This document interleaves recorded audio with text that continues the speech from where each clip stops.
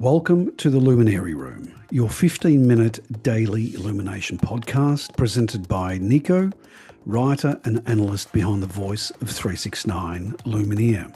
This podcast series investigates truths hidden in plain sight, exposing what's been rewritten, forgotten, or deliberately concealed. So let's dive straight into episode 3, titled How the Music Industry Sold Out, which is an insight into an industry you thought you knew. So let me start with something simple. Fame, as most perceive it, looks like a light. It's dazzling, it's magnetic, it's impossible to ignore.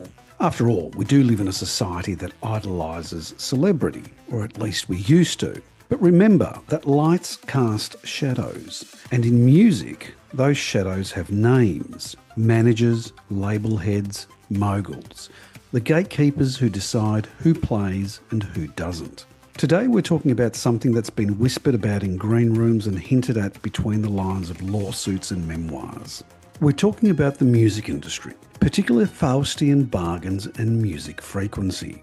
The term Faustian bargain comes from the legend of Dr. Faust, a figure in German folklore who supposedly sold his soul to the devil, who was represented by Mephistopheles, for unlimited knowledge and power. Now, the phrase is used to describe any deal where someone sacrifices long-term spiritual or moral value for short-term personal gain, like wealth or success. And I'm going to name names. Not because gossip is my business, but because patterns matter. Patterns tell us how the machine really runs. Now, to make it a little easy, think of that old Simpsons episode where Bart sells his soul to Milhouse for $5. Suddenly, doors don't open, his pets won't obey, and everything feels, well, it just feels off. That's the idea of a Faustian bargain, in animation form, trading something essential for something temporary and paying a hidden price. So, a Faustian bargain in the music industry isn't a single cinematic handshake with the devil. It's 1,000 small contracts, compromises, edits, and public silences. It's a loss of control of masters, of the right to say no. And sometimes it's much worse. Allegations, legal battles, and lives that fractured under pressure. And you're more than likely seen it happen in recent years. Taylor Swift's early masters, for example, were sold off without her input, locked under the control of her former label Big Machine Records and her manager Scott Borchetta. And later, after years of legal struggle, she had to re-record those albums just to reclaim ownership. And only this year did she finally buy back her original masters outright. Let's get back to the Faustian bargain. For anyone under 30, Bob Dylan might just be a name your parents mention when they talk about real music. But he was one of the first to call out the machine behind fame. He once said during a now famous 60 Minutes interview that he had made a bargain with the chief commander. Now, whether metaphor or confession, that line has lodged in music history as a rare, unsettling admission from someone who reinvented himself from a folk singer to electrified rock icon at the cost of trust. It's an example of how artists sometimes describe the cost of career reinvention in spiritual terms. Take Prince, the music icon who redefined pop, funk and soul in the 80s and later became a symbol of artistic rebellion. He fought openly to own his music and rebelled against the industry in a way few dared. He called the system evil, changed his name to a symbol, and wrote slave on his face to protest chains of ownership. That rebellion is lesson and warning in one. Ownership matters. Lose the masters and the masters own you. King of Pop, Michael Jackson's story looks different but points in the same direction. He publicly accused powerful executives at Sony of undermining him and describing being trapped by forces behind the scenes. Whitney Houston's life, both brilliant and tragic, shows how image, pressure and exploitative structures can erode even the greatest natural talent. Her decline and the questions around how the industry treated her remain part of the conversation. And yes, contemporary pop culture includes artists who have joked or spoken about selling their soul. While Bob Dylan gave something more cryptic, Katy Perry overtly quipped about such a bargain. Others use ritual imagery in videos and performances that invites interpretation, if not straight up explanation. And I'd like you to think about people like Sam Smith, Taylor Swift, Teddy Swims and Justin Bieber.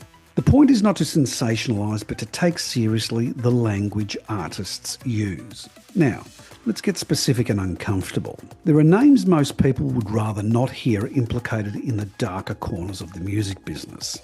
Diddy, Jay-Z, Clive Davis, Tommy Mottola, Quincy Jones. These are figures who've built empires. And as we know, empires concentrate power. And powerful people attract scrutiny. And scrutiny has produced lawsuits, accusations, settlements, and highly public disputes. That's fact. Diddy, for example, has faced multiple lawsuits and criminal charges in recent years, alleging sexual misconduct and human trafficking. Global media outlets have reported the legal actions and settlements. These cases are part of a much larger public reckoning around behaviour in the industry. Jay-Z has been named in several high-profile claims, and the public record includes serious legal disputes around his management and business dealings. And these are matters covered by reputable news organisations as they unfolded. Then there's Tommy Mottola, the powerful music exec who once ran Sony Music and shaped the careers of artists like Mariah Carey, Celine Dion, Jennifer Lopez and Billy Joel. He appears in several memoirs as a figure who exercised intense control over artists' careers. Or Clive Davis, the veteran record exec behind the rise of artists like Whitney Houston, Alicia Keys and Santana, whose influence on the industry has spanned more than 5 decades. His relationship with major artists, particularly Whitney Houston, has drawn scrutiny and debate about industry power dynamics where mentorship crossed into undue control.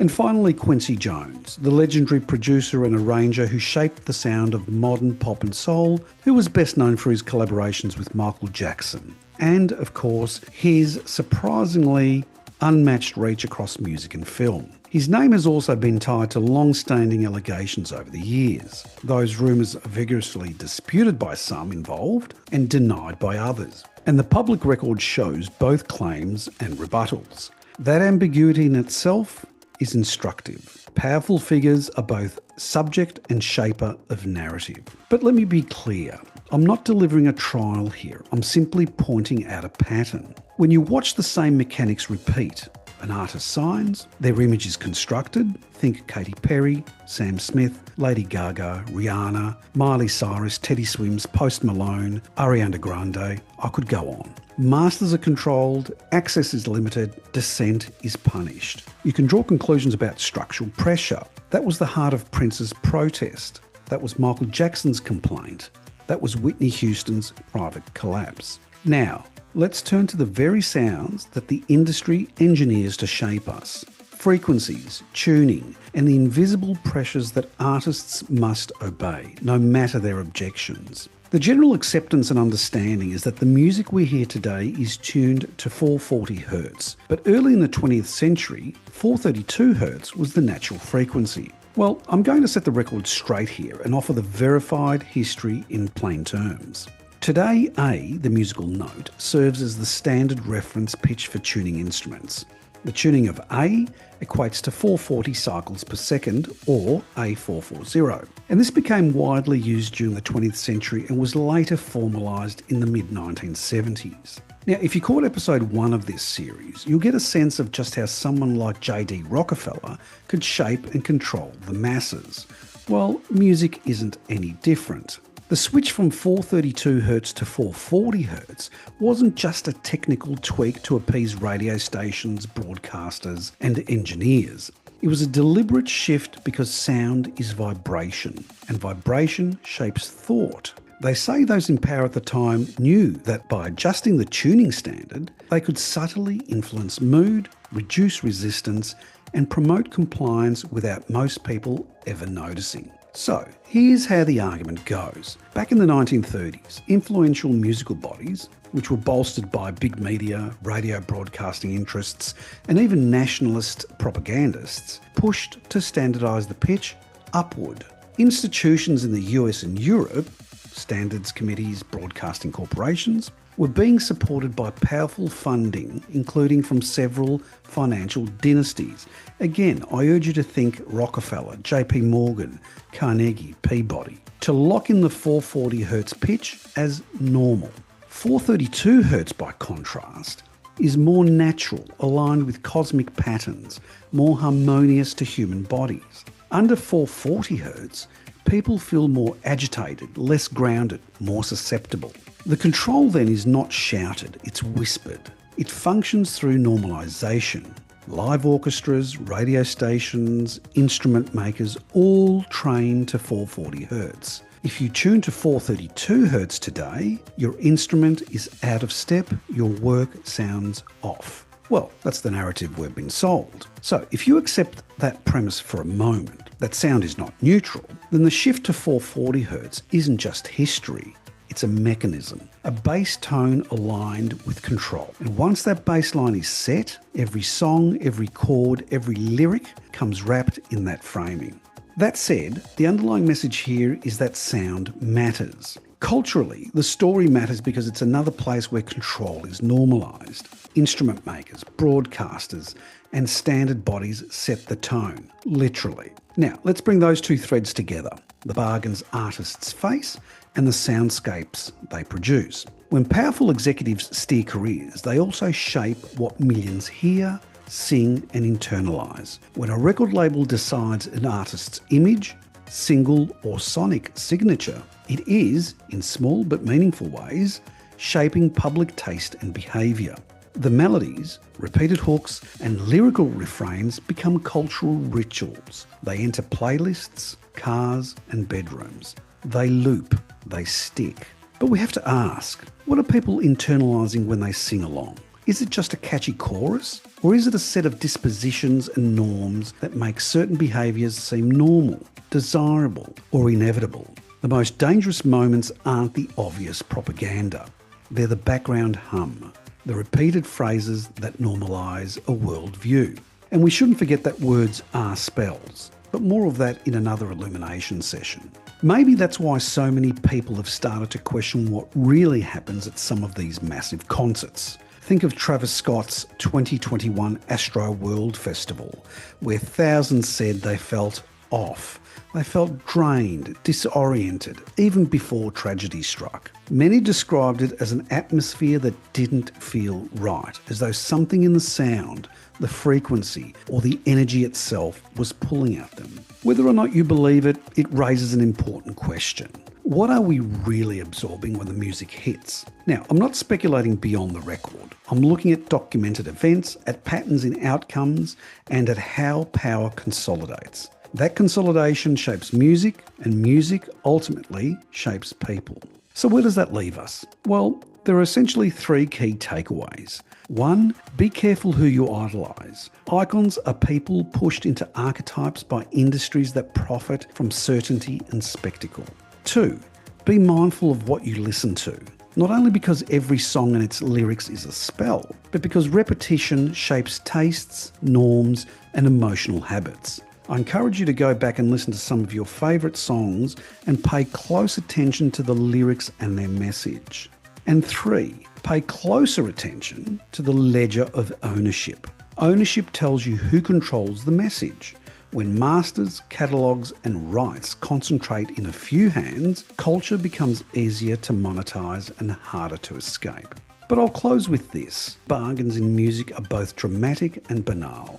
They can be signed in back rooms with lawyers and also written into the clauses of standard recording deals. They show up when an artist loses control of their sound or when a cultural ledger gets rewritten by boards and executives. But they also show up in what you hum at night, what playlists you follow, and which lyrics you repeat without thinking. So, be cautious, not paranoid. Ask questions. Read the credits on the album. Read past all the press releases. And when a song asks you to feel a certain way about the world, just pause for a second and ask yourself, whose interest does that emotion serve?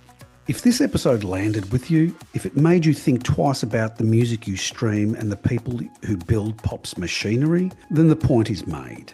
Because reflection is the beginning of awareness. This has been the Luminary Room, your daily 15-minute illumination podcast. If you found this episode thought-provoking, subscribe, like, and share it. Every listener helps bring more light into the conversation. Until next time, think critically, question deeply, but above all, don't accept the story at face value. This is 369 Luminaire signing off.